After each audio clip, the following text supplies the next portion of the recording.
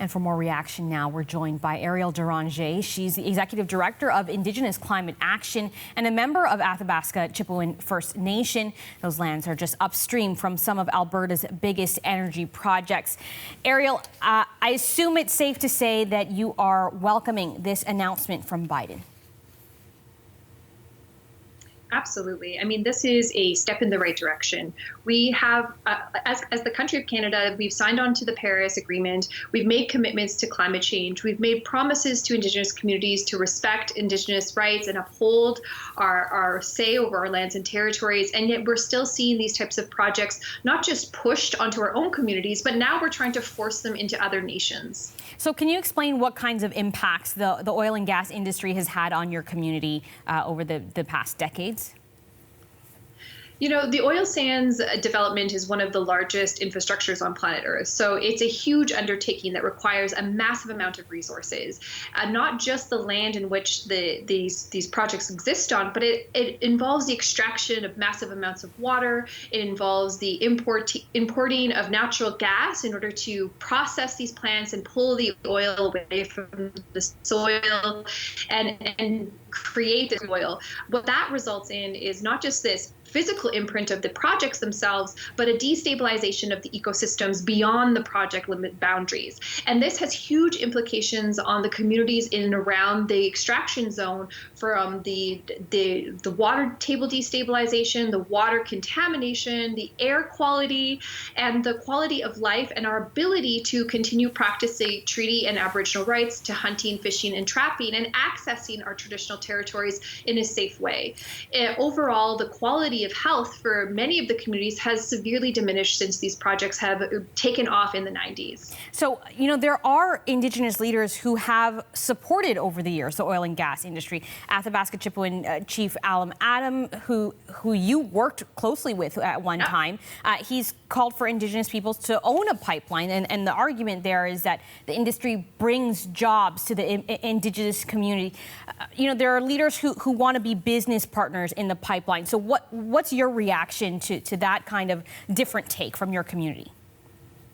So I think the reality is Chief Adam hasn't always been on that side. And when you actually get into a deeper conversation, rather than looking for those like quick snippets of like, this is what they're saying now versus what they said before, it's not a clean, clear-cut black and white situation.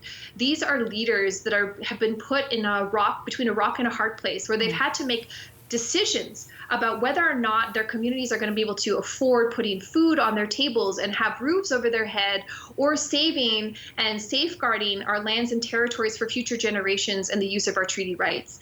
And for the most part, history has told these leaders that interventions will amount to nothing but heartache for your communities.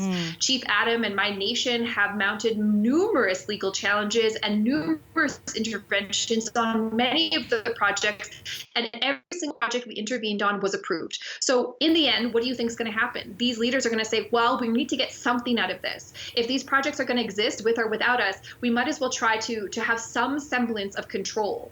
And this is where many of those communities end up. But this is a picture of what Canada continues to do, is to not actually uphold the tenets of treaty and Aboriginal treaty rights in this country, not meeting the bare minimum standards of the United Nations Declaration on the Rights of Indigenous Peoples to allow us to have say over our lands and territories, and forcing these projects down our throats till our communities have no other choice but to say yes. And of course, owning a pipeline seems better than being forced to participate and get pennies of you know, what do they call it, IBAs, impact benefit agreements. It's much better to own it from that perspective, if that's the only perspective we're told we're allowed to participate in. So the reality is we should be having and more options. Right. So I do want to ask a little bit, because on the same day that CBC reported this plan from Biden, TC Energy announced that they were going to be the first pipeline fully powered by renewable energy. So do you see any way where there is a climate-friendly way to keep this industry going? Is there any sort of middle ground here? It's like pure hypocrisy to talk about, like, we're going to use clean energy to develop dirty energy. Let's just name that first off. It's great that they're employing these tactics of clean energy. These types of capabilities of clean energy should be something that everyone has access to, so we don't need dirty energy. That's the reality. The problem is we're still being forced into an economy that relies on dirty energies and boom-bust economies that are not sustainable for future generations, not sustainable for the environment.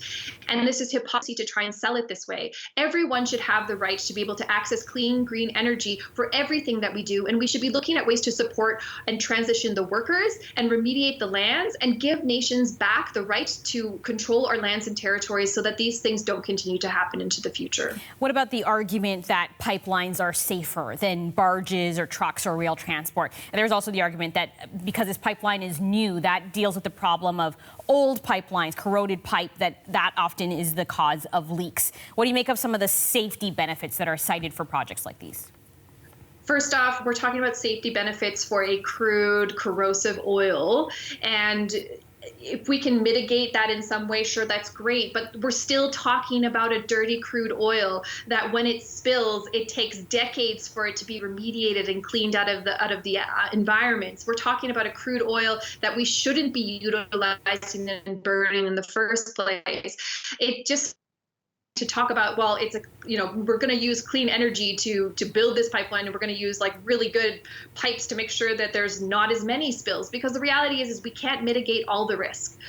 The only way to mitigate the risk of this is to not dig up this oil and look to take swift action to transition away from these fossil fuels. And this was a promise of the Liberal government, that they were going to take action to ensure that the workers in these fields didn't have to just get their jobs taken away. And, Jason Kenney talking about how this is going to affect thousands of families. It is, but it's the responsibility of our governments to look at the trends and move with those trends and build economies and sustainable systems that everyone has access to, not just big companies that can implement clean energy. Everyone should have access to it. And just on the point of government, Liberal Prime Minister Justin Trudeau and former Alberta NDP Premier Rachel Notley both supported the Keystone XL. So how does it feel to watch the U.S., the next president, take this stance where Canada wouldn't?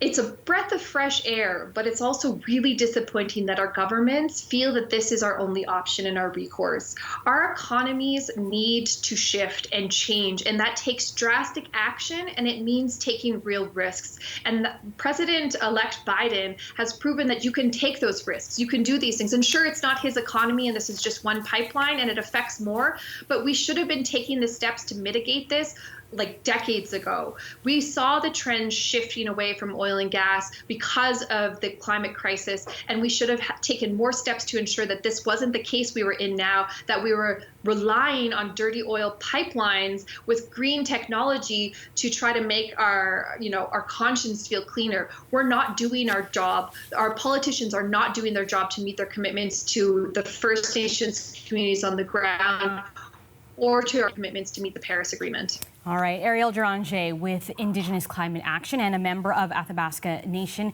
Thank you so much for being with us tonight. Thank you for having me.